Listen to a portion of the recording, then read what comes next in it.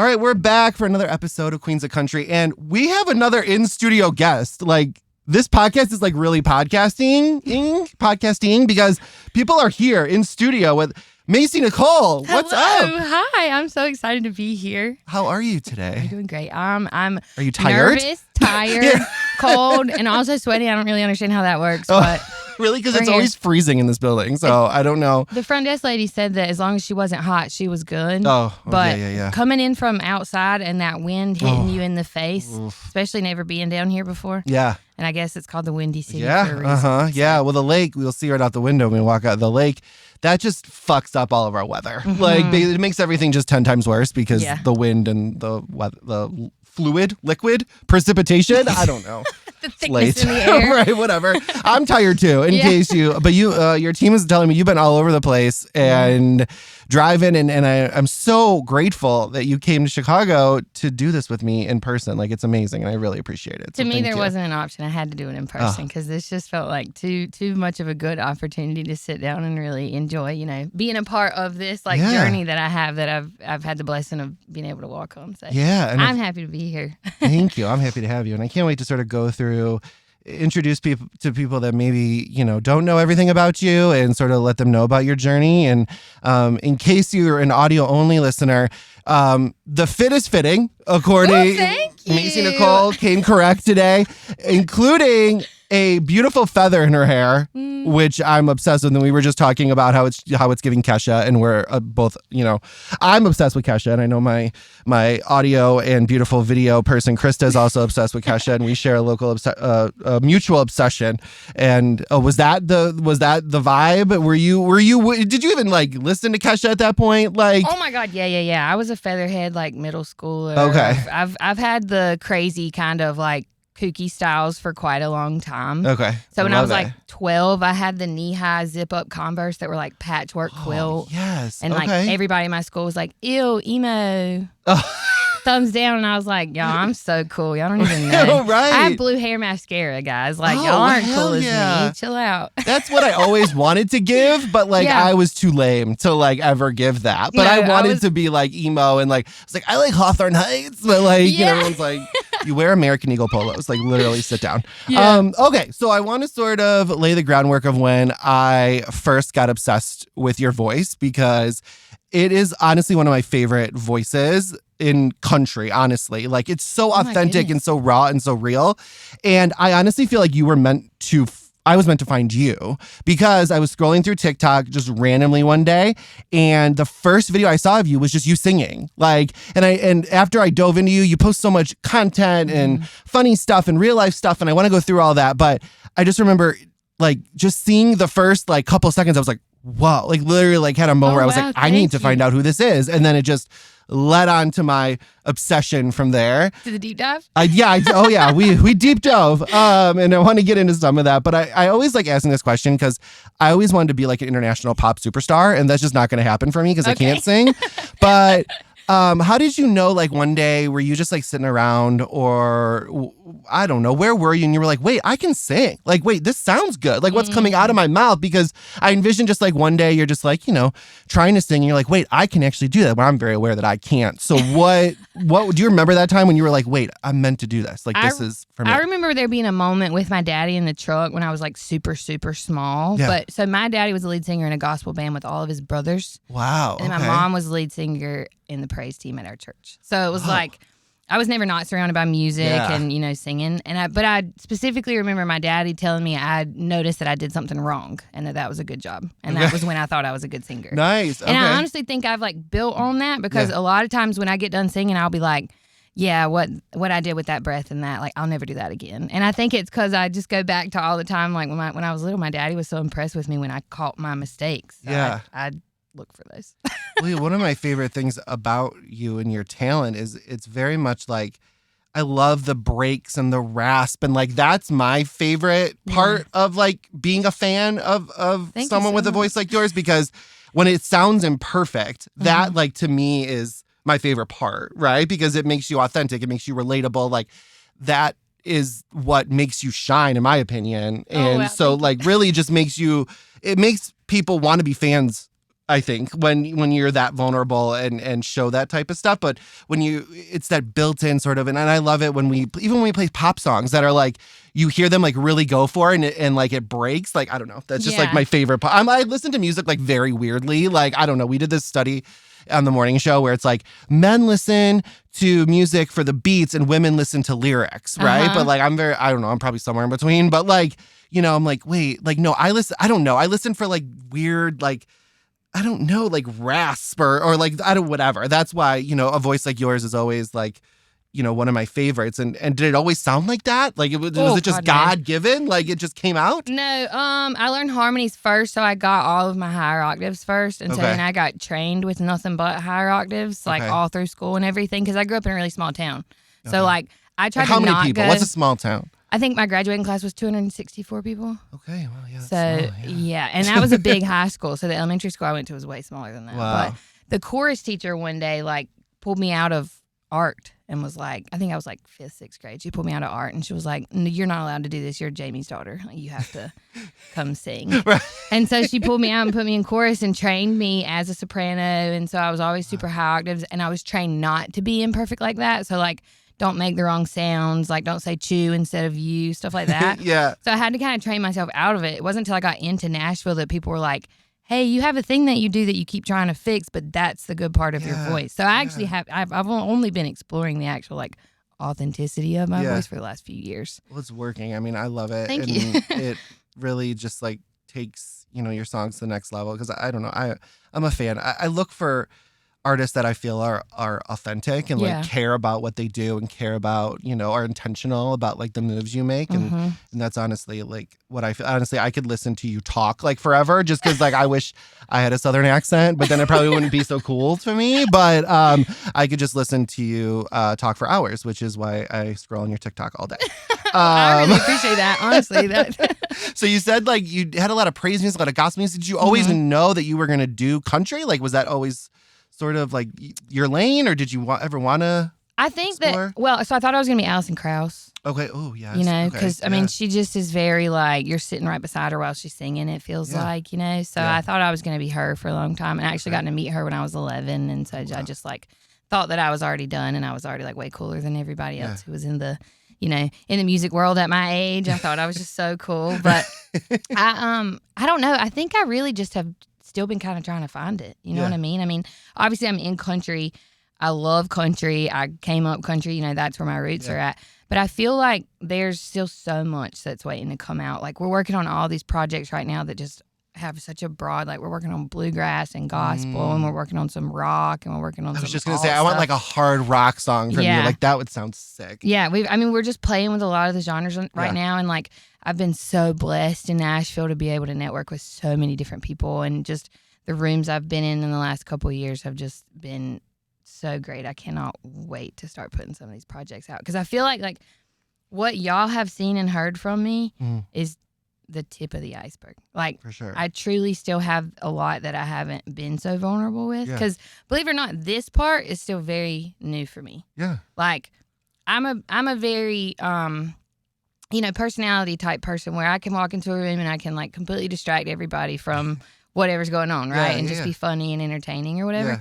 But actually being real and being like, this is how I struggle and stuff like that, doing that in front of people is really difficult for me. Like, for sure. Even just getting ready, I don't want somebody in the room with me because I feel too much pressure. Oh. So like this being my career is nuts, but the vulnerability of it has just bled over into my art, and I can't even like explain how excited I am to get more of this music out because I heal using my music. And so when other people listen to my music with me, if they just say, oh yeah, me too.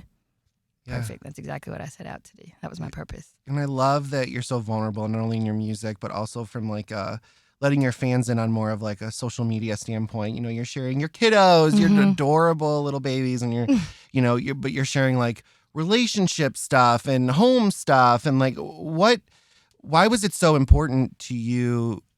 Because it's not easy, right? Like we just said, we're struggling with it. But like, why were you like, no, I want to sort of let everyone in to everything? It feels like what was that sort of like decision-making process like? And you were like, okay, no, we're going to do this. Like, this is how I want to be. I feel like, God has a reason for everything that happens, obviously.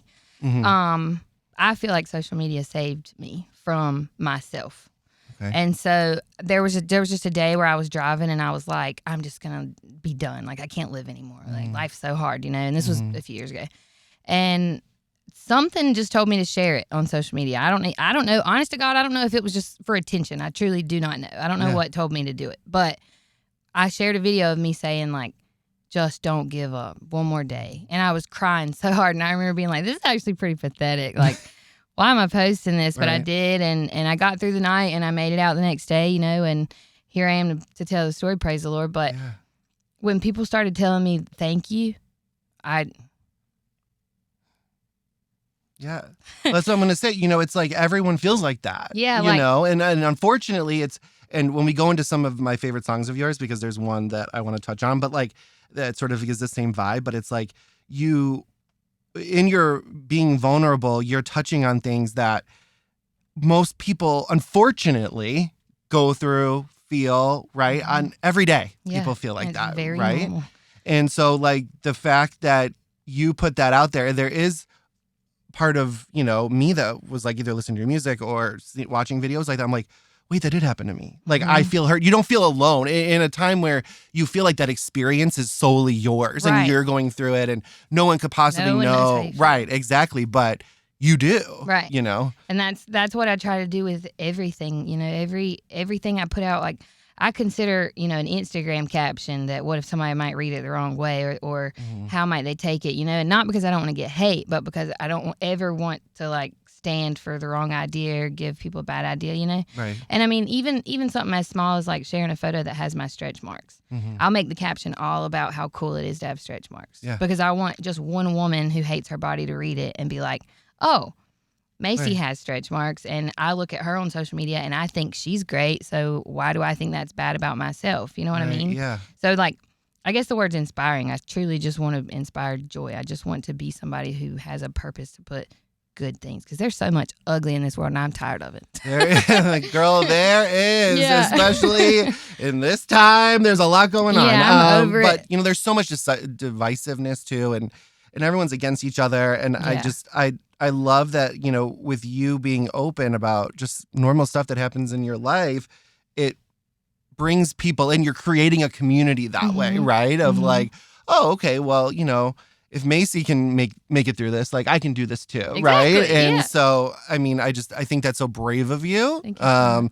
And I wanted to sort of get a little bit of like when you're making content or you're focusing on social, but maybe you want to work on music. Does it go hand in hand, or do you sort of like have to compartmentalize in your brain? Like, okay, today's a music day, or this is a content day. Like, how do you juggle it all, or do you have to create time? Like, I don't know. You should see my calendar. It's like stupid. It's like you don't even want like to I have see to my like calendar. schedule. Yeah. Do you have to write down to think of something? Oh yeah. I do that all the time. Girl, I have the worst memory, and I tell everyone. I probably said this to Krista 5 million times. I'll be like, there's something wrong. Because if everyone's like, oh my God, you're so efficient. Like I asked you to do something, you do it right away. I'm like, no. It's because if you ask me to do something right now and I don't do it right away, I will forget in 2 minutes. Or if I don't put it in the calendar. Right. Oh yeah. Or if I don't write it down, like I have it's ridiculous. I'm Yeah. like, oh my God, what's going to be like when I'm in 50 years from now? Like I'm not going to remember anything. But I felt that. Somebody actually just the other day was like, it was a show actually. So I opened for Trey Lewis. Yeah. 2 nights ago. And somebody at the end of the show came up to me and she was like, girl, your kids are here, your family's here, your nephew is here, you're juggling, you're opening packs of candy. What's up? How do you do this? Yeah. And I turned around and I said, I don't know. I just have a great support system. We just keep going. Because it's honestly just like, yes, I lose my mind every day because I'm a mother. I mean, just number one. Right, that's enough. With nothing else on top of that, like that's hard enough, right? Enough. Yeah. And not only that, but, I've been out of, a marriage and a partnership for 4 years, and I've had 2 mouths to feed, and I've been trying to build this career that is solely based off of dreams. So I have to have a whole lot of blind faith, what I mean? Yeah. And there's like, I have to talk to God so often that sometimes I'll just be like standing in the middle of a crowd and I'll pull out my journal and I'll start texting God. And I'm like, hey God, I'm just standing in the middle of all these people and, I hate it. Can you please help me? You know what I mean? Right, like help me want to be, want to do all this. Cause there's expectations everywhere you turn, you know, as a mom and as a breadwinner and as a career woman and as a business There's a lot of hats, person. girl. Yeah. There's a lot of hats. So I truly just pray all day and try not to be mean to the people around me. And when I get a little too aggressive, I try to say I'm sorry as much as possible. But other than that, I have no advice on how to not lose your marbles and be this busy.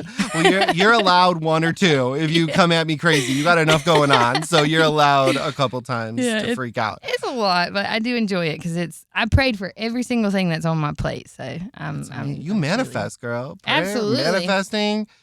I need you to help me with my vision board because there's a couple of things I got to check off too. I'm full of hope. I love it. I just hopeful dreams. You're like inspiring me. Like we were just having a conversation before this, and we're just like, I don't know, just like everyday stuff at work that just ticks you off, like whatever, But to like, I don't know, to like interact with someone, like you have done so much just from like believing in yourself. Like that's crazy. Isn't that crazy? I say that to myself every day. Trust me. I don't find it impressive. I find it nuts. Right. I think it's weird. Like, how did I do this? I'm on stage, people are singing my songs, and I'm like, how do y'all know the words to this? Like I've seen the numbers. I know y'all are listening to this song, but also how and why? Why me? I'm a firm believer that everything happens for a reason. And I think like that's how you were meant to do this, right? Yeah. Like I think that all these successes that are coming your way, like that obviously means you're on the right path, you know, and it's awesome. I mean, how do you sort of deal, because we deal with this day in and day out. There's always people that say just awful crap online. And I always like to, for my own advice, really, how do you ignore them? Do you not read the comments? Because I tried the not reading comments thing, but then there's people that are like, did you see what this person? I'm like, crap, now I got to read the comments, right? Like, well, it's kind of like if you have a pimple, right? Yes. Not to look at it or touch it. Yes. To just put the patch on and move away from it. But sometimes you just want to look at it. Yeah. That's just how it is with people who have ugly things to say. Because sometimes it is entertaining. Yeah. Like they're creative. Yeah. And funny. And like funny. I can laugh at myself. Some of the mean stuff is hilarious. Yeah. And I wholeheartedly enjoy that. Right. So I find joy in a lot of them. Now, I have ones that I'm particular about. So, like, names that I see repetitively, those are my favorites. Okay. I love them. Like, I'll put them on my Snapchat story. Macy has a list. She got a list of you. I literally have the names. I know all the names. And when I see it, I'm like, yes, girl, you're back. I was missing you. And I'll, like, put it on my Snap story, and I'll be like, oh, my God, girl. Where have you been? I've been looking for you. I'm so glad you're back. And the comment will be like, my favorite is get a job. That is so funny to me. I'm like, dude, if I could go stock shelves at Walmart and simply go to work and come home and feed my kids, I would do that. Right. I can assure you I would not be running around crazy like this. God called me to do something that is not easy to do on a day-to-day basis. I'm tired, dog. Yeah. But yeah, I'll get a job, Alicia. Right. You're like, Alicia, I worked more this day than you did in the last 6 months. Okay, girl, you're out here typing. You're working harder watching my Snapchat story trying to tell me when to get a job. Right. And thanks for the engagement. Appreciate that so much. So we deal with that too because we have our company just invested and it has a in real time text line. So like all 6 of us in the studio have the texting up, like, and you get like in real time, like critiques. That's horrible. It's rough. It's real rough. And sometimes I'll just be having a bad day. I'm like, I can't look at the texting today, guys. No. So if anyone's, we're not doing that. Turn that off. Right? Like, Turn that absolutely off. not. No, that but I'll be like, me anxiety. 847. Like, it looks like you're back. Like, you hate us every single day, but you're still listening. So isn't that crazy? Thank you so much. Right. Actually, this is how I pay my bills. So thank you very much. Right. Thanks. Prioritizing breaks. I want to talk about that too, because one of your videos that I saw that I loved was you were like, I didn't touch my phone all day, which that just gives me like, I'm sweating just thinking about it. I know. But how do you sort of say like, I need some I have a friend that's really good at it. And she's like, oh, I'm taking a phone break. Yeah. And like, I just can't bring myself to do that. So like, how often do you do that? Or is it, easy for you, refreshing for you to just like take a break, even if it's for a couple hours? It's always nice after. Once I realize I have done it. Yeah. But most of the time I have to get like coerced into it. Okay.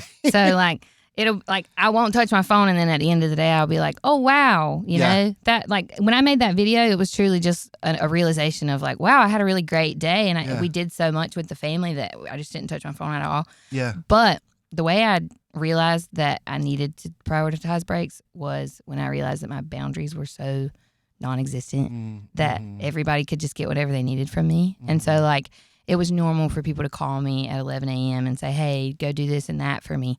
Because to them, you know, Macy just worked from home and she does her own thing. So she's available and I'm a yes girl. So I'm very bad with like putting too much on my plate to try to help other people, you know. And so I actually learned from my younger sister we're polar opposites and she will ignore you and she does not care. Oh my. Like, if I could have one trait in life, yeah, honestly, it would be that. It would be that. I can't ignore anybody. I can't ignore anything. Yeah. If the ditch needs to be weed eated, and I have seen it and noticed it twice, now I'm mad and angry and I can't ignore that. Yes. You know? That's how God. my brain works. But my sister, she's in college and she was like overwhelmed and overstimulated. And so she just stopped. Wow. And I like slowly started to be a little encouraged by that. Yeah. And then I actually had a situation where I just had to put my foot down and I was like, it wasn't pretty. It was, I let myself go way too far without the boundaries, but I just had to be like, stop asking me. I am busy. I work. I have 2 children. I need help. I cannot help you. You know, and it had to be that because it was kind of like the pot boiling over. Everybody had to see Macy lose it because Macy always was holding it together, you know? Yeah. And it was weird because everybody around me started helping me more. And I was like, what? You mean I told y'all I needed y'all and y'all just started helping? How did that work? I didn't think that it was going to go that this was well. a possibility. Yeah. Oh my God. It's really about having Chris people is looking around at you me that because accept she it. know, like we are the same person, except I'm like still in that You're still in it. pre-break era. Yeah. Like I break silently in my car, like driving home, scream crying. Oh, I did that. Yeah. 2 nights ago in the shower. All right. Yeah. Okay. No, Okay. we all have to do that. Yeah. That's very necessary because let's face it, we're in a world where we have way too much going on. We're overstimulated all day long. That's true. So we can't meet all the expectations throughout the day. And it might be that you let somebody down at work, or it might be that you let somebody down in your personal life, or it might be that you let yourself down. But, you know, somewhere's getting 70%, somewhere's getting 30%. That's just, once you give yourself a little bit of grace, and you have to actually say out loud sometimes, like, it's okay. I'm doing what I can. It's okay. And there's so many times I have to do that. This is a Jason therapy session. Like you get my I got therapist. You get my therapist check for this week because we're canceling the appointment because this has been more helpful than 6 months of therapy. I love it. Oh my God. We didn't even know this is what we were getting. I need it. You're like all excited. I'm like, wait, I needed this today on so many other levels. Holy crap. Okay, so let's talk about fun. So when you're just at home and you're not shooting content, you're not doing music, and you're not writing your songs that I want to talk about here in a minute, what are we doing for fun? Do you cook? I saw you make that birria. Is that good? Oh my God! Because I'm a TikTok shop addict. Okay, and so it's like really bad. Like it's really, me too. I'm on TikTok shopping all my free time. But then I saw you with the birria bombs. I was like, Macy wouldn't lie to me, and it looked good. That was literally. I can't even explain it. I don't even understand the flavors that came from that thing. It was so good. There was no. And look, I threw I think I have frozen chuck roast. I had a T-bone steak, and then I want to say there was an already marinated ribeye. Okay. Well, my favorite part was you were like, well, you're supposed to cut it up. It's supposed to be not frozen. Well, I'm not cutting it up, and mine's frozen. So we're just going to... I was like, that's my level of cooking. Like, that is like the height of my skill. But it was 8 a.m. I needed to film for the TikTok shop thing, right? I had to do it. So I was like crap. You're going to get what you're going to get. What am I even going to do? So I just go to the freezer, and here's all the beef. So I just grab all the beef, and then I'm like, crap, I have to tell these people in this video what kind of beef I'm using. So I just have to be real with them and say, this is a mixture of frozen cuts. Here they are. They're frozen. They're going in the pot. We'll see what happens in 12 hours. And it was delicious. It was so good. And those things were cheap. Yeah. I think the bag was like $21, and it was in my easy. cart. I haven't pulled the trigger yet. Trigger it right now. Okay. Well, do you cook? Like, what do you like to do for fun? Oh, man. I cook and clean. That's what I do for fun. Cleaning is fun for you? It's stress relieving.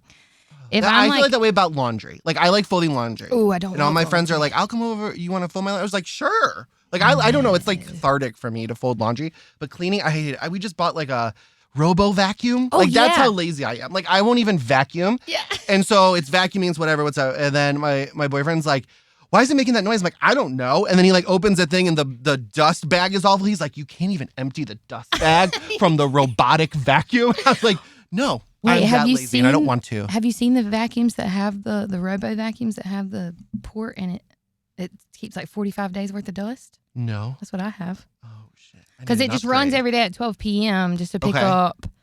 Because my house is never clean. Oh yeah. We're a family of 6 total that wow. live in the house. Oh, yeah, that's a lot of people. So there's literally there's 3 children, 3 adults at all times. So there's cats.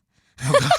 Well, I have 2 dogs, so Yeah. the dog hair. But my house looks like 15 people live in it. Yeah, from well, like it's just how like- destroyed it is. Well, yeah. I think that's why I cook and clean for fun because it just simply makes me feel better because my house isn't so messy. Yeah. But we're all just always like picking up. I feel like Oh, that's and just nice. doing something. And then there's chickens in the backyard. Shut up. Yeah. Always And there's a wanted creek down the chickens. road, so we'll like walk down to the creek and like try to exercise or fish or Nice. yeah, we just try to be super calm and chill. We're in I like a love it. cute little quiet community and all the neighbors know everybody and That's nice. yeah, it's really Yeah. nice. I really I love enjoy that. it. Our little oasis. I love that. I love, Yeah. and I recently like that mindset changed for me because I was always like, I live by Chicago. Like I need to go downtown. We need to go to the clubs Go, and go, like go. this and that, right? But now I'm like, I just love I love nothing more than just like a Saturday where I don't have to go anywhere. Yeah. I just like sit at home Oh my gosh. and not clean, Yeah. but like like Not scroll on have to- TikTok, Mhm. watch Netflix, and like do nothing. Well, I Like, love a good throw blanket in the recliner Yes. with like Netflix, like Gossip Girl. Yes. Oh my gosh. I know. I just started rewatching Grace, so that's gonna be my obsession. Ooh, now. that's a long one too. like I have like mental health problems, and now I'm watching like the saddest show of all The time. number one So thing here we that's go. gonna send you on a roller coaster Mhm. of your life. Yeah, I went through I'm Grace ready. during my pregnancy, and that was Oh my god. hard. Yeah. Right. I still Yeah. can't hear what's the little ding ding. Oh, ding? yeah. I can't hear that. Yeah. It bothers my brain. When I hear it, I'm like, ooh, nausea and discomfort. Right. Check in with me in a year. I'll be in the same spot. So I want to talk a little bit about your music. Let's like get to music because Okay. that's why we're here, right? I'm obsessed with you. I'm obsessed with your writing.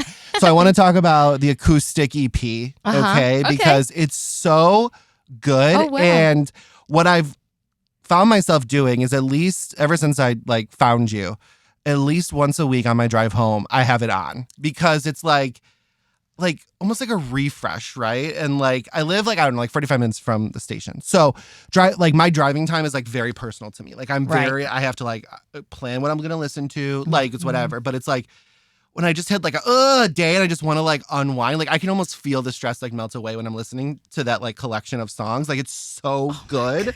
And I wanted to just like obviously this whole interview has just been me like praising you, but like I wanted to like tell you that I'm obsessed with that. But my favorite Thank song, you. Mine for Crying, and the Okay. reason because the writing is so good, and that's the next couple songs that I'm touching on that are yours, obviously. Like your writing is Thank good. you so much. I appreciate that more than you know. Like, so what was the thought process behind between like, okay, we're gonna let these songs out and they're gonna be acoustic? Were they always that way, or Mhm. like okay? Yeah, so actually the acoustic EP was completely just fabricated by me. So Okay. I wrote poems and then I melodized them and I just did like a voice memo of me singing what this song would sound like, just tapping my finger. Mm. And then I worked with a guy named Rick Perdue out of Panama City, and he actually took all of my vocals and created the music around them. Wow. So that was like, I wanted that to be my debut, obviously, because it was my heart. Like that's why Yeah. I called it Hope and Heartbreak, because that was the first collection of songs that I did all by myself. Nobody wrote on any of those songs. Yeah. And so it was very like personal and vulnerable of me to say like, here's all the things I've been through since I started deciding I was going to let people in on this journey. Mm. So like when I wrote all those songs, it was mostly like touching on all those emotions, the sadness and the anger and the anxiety and, you know, the heartbreak of all of it. And then being able to come at the end and say, we're going to get through this together, which is why I put the poem out on the end. Yeah. Because I wanted to say, like, my only goal is that we're all going to get through this together and I'm going to do my part because I can write and I can make music. Yeah. So that you saying that you, like, use it as a part of your wind It's down, cathartic. that It makes me truly feel is. so good because that's honestly, like, that's what it was for me. It was that for me. It Yeah. did a lot for me whenever I put that EP out, especially Mine for Crying. Mine for Crying is one of my favorite ones. Yeah. I Yeah. just like I remember listening to it the first time and like I don't remember what line it was, but I was like, oh, like I don't Yeah. know, just like I can't describe it because I don't know a lot of words, but like it's just so cool, like how you sort of like weave the lyrics. I don't know. It's just really cool. My favorite line in that song is like, my broken pieces didn't just ask Jesus to take away the pain. Mm-hmm. That's the one where like that one, that was one of those lines that came out of thin air and I just kind of grabbed it and was like, ooh, great idea. I don't know who came up with that. You know, but it was meant. It was meant for you. Yeah. It popped in. Yeah. So the handbook, I want to talk about that, obviously. Okay. And the reason that's like, I don't know, it's a toss-up what my favorite song currently of yours is, but I think that one is right now because I love how you tackled it from a way of not like, okay, I've been through some crap, right? And I know how it's going to go for you. But I love that instead of you're like, I'm going to try to prevent it, I know you're going to go through it, right? And so like everyone has to experience this and it's going to suck. But I promise you, it's like so much better on the other side. At least that's how I'm taking it. Yeah. The message could be completely different, but that's how I'm interpreting it. And I'm like, wow, that's such a cool way to attack that subject because everyone talks about like how much it sucks and don't do this or whatever. But you're almost like, you got to go through the crappy part to like get to the good part. Was that like the mindset or am I 100% off? To me, it sounds like a sisterhood song. Yeah. To me, I'm in the sisterhood. Yeah. Okay. Well, to me, they like it's very like, you know, like what you're saying, we're in this together, you know? And that was not the original idea at all. So the original idea was a letter. I had written a letter to my baby daddy's now wife. Okay. And now I've said this in an interview before. I'm sure he's a lot better than he was back then. I married him when I was 19 years old. So we're not holding anything against baby daddy because we were teenagers and that is what it is. But I had written this letter to her because I felt like she was just so blind. Like I just was like, oh my gosh, you think he's so great and really he's not. You know, it just was like, it was petty and it was just angry and it was like, I was just going through my own little emotions of how I felt about it, you know, whatever. And I wrote this letter and came into this like months later with Blue Foley and Lee Tucker. And Lee had told me Blue was going to take any song that I chose. He was like, come in with something ready. And Blue's going to turn it into your next big hit. And I was like, all right, you know, that's big and scary, but whatever. So I come in and I meet Blue and I'm like super intimidated and he ends up being one of the coolest down-to-earth guys I've ever met. And he just like had me crying in the first 10 minutes about my childhood traumas. I mean, he just was like very easy to talk to. And I read him the letter and he was like, why don't we like turn this into some sort of a like class? Like, let's say like, this is our step-by-step program. Here you go. Now, what do we call it? And I was like, the handbook. It's just the handbook. And he was like, the handbook. And then he goes, all right, this is your Opry debut song. Let's get to writing. And I mean, we just, it took us 2 days. We ended up having a Zoom the next day on the balcony and like finished the whole thing out. But at the end of it, we just had this thing that we knew like not to touch again. You know, I mean, just it truly does embody like, hey, girl, I'm right here for whenever you decide that I was right. I know how it's going to go. You can fight it if you want. Yeah, but, you can be mad at me if you want. I'm not even being mean. I'm literally just telling you what's up. You know? And so, I mean, women on social media grabbed it and just ran with it because, I mean, it's a very common experience, you know? Like, I'm not mad at you for dating my ex because I don't want him. Right. It's going to suck for you. I'm just over here telling you, hello. Right. I know how this is going to go, and it's not going to end well for you. Don't be mad at me. Right. Has it come full circle yet? Have we had the real life? No. Okay. We're still and waiting. Hopefully it doesn't. Not. Hopefully it doesn't Maybe. Because, honest to God, life is so much easier whenever you have a baby daddy who has a wife and, like, his own life. You ain't bugging me. My goodness, it's so great. You are not bugging me. It's wonderful. I love it. We get along way better now because if I don't want to speak to him, I just talk to his wife. Oh, it's great. That does work out well. Yeah, it's wonderful. Yeah. Hey, you know, it's working out. Hey, that's all that matters. That's right. So the last song I want to touch on, "Fall for the Wrong One." So my first thought when I was listening to that was like, this should be in a movie trailer. Like, just like the production. I was like, wait, I can already see it. Yeah. But I want to know, like, you let out one, and it says your version. It's giving very Taylor Swift re-record. What was the background of that song and why is it now? You're like, what was all that? So the first version of Fall for the Wrong One was pretty much just like a trial thing. I was on social media and I was like, I think I had like 30,000 followers and I just was getting encouraged in all different directions to do things because I was just working at a bank. And like, you know, when you get followers like that, people start just going like, what could you do with that? You know, because it's so new. So they're just like, oh my God, get rich now, or Right. you're already rich because there's 32,000 people that follow Right, you yeah. know, like, and so I just was getting all this encouragement. And this guy that I went to high school with reached out to me, Rosso, and he was like, hey, I produce now. Do you want to come make some music with me? And I was like, yeah, sure. And so we went in, and I had a poem because, that's just, typically it's just poems that I write. Poetry book at some point. Oh my God, I Please. could do a poetry book, honestly. Yeah, just me Maybe we'll just do a big sobbing slam listening book. to that, or reading that. Oh my God. Yeah. Can you imagine? But so yeah, I just had this poem, and I brought it in. He had a beat, and we did it, and we put it out on TikTok, and it blew up. It was like one of my first things that blew up, and so we put it out quickly. And it wasn't my version because it was just so like not like artistic of me. It was just very like, quick to do. Yeah. But the lyricism in that, obviously the poem I wrote from a place of divorce. I wrote from a place of leaving this marriage where I grew up in values that said, don't let your kids grow up in a split home. And if you do, you're so bad. And like, I grew up in a split home, and there were so many different things that hurt my heart to know that I was going through a divorce, And so when I wrote that song or that poem and put it out, so many women, resonated with it and loved it. And I never loved the production of that song. So it was like a sad thing for me because so many people were like, please do fall for the wrong one. And in my head, I would just immediately be like, I hate that song. Oh no. And it's a great song, Yeah, but it just it wasn't me at all, especially not now artistically. Right. And so my good friend Ben Miller, who he produced the EP as well, he was like, hey, let's redo Fall for the Wrong One and let me make it sound awesome. So I was like, yeah, send me a track. And that very first as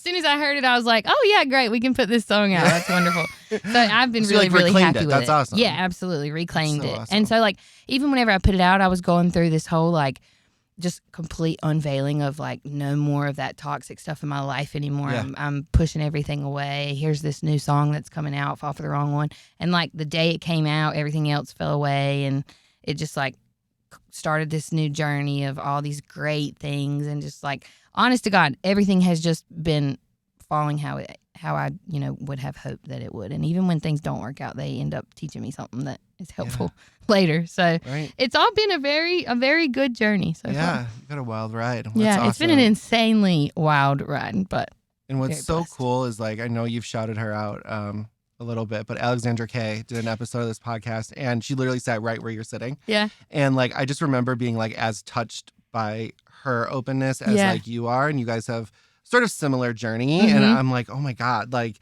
but that's why like I'm just like obsessed with you guys, because it's just so authentic. And like, you just working in this line of work, you encounter artists that just put stuff out to put stuff out and don't care about what they're doing. And it's so hard because it's like you can do so much good, just care for like a little bit, like, yes, it went popular on TikTok, but just care, give us more. Right. And so like, but that's one thing that, I love about you and your openness is like, it just makes me want to root for you. I can't wait to see like the trajectory and you're end up playing, huge shows. And I'm glad we got this interview now, because in 2 years you're going to be like, we're going to no podcast, like whatever.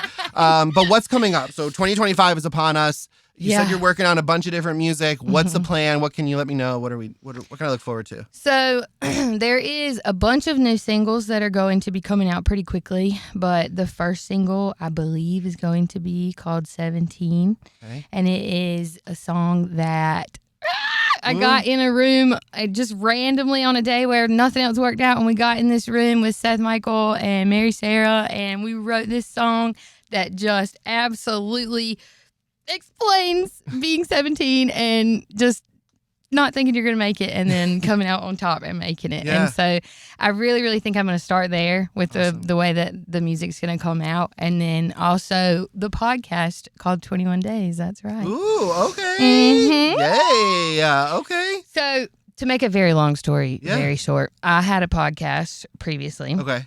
It did well and I enjoyed it, but it was not the stance that I wanted, like I really stand for good things and that's just not what we were standing for. And so I thought I had gotten away from podcasting because we had been doing it for 2 years. And so I was like, okay, we'll just be just musician now.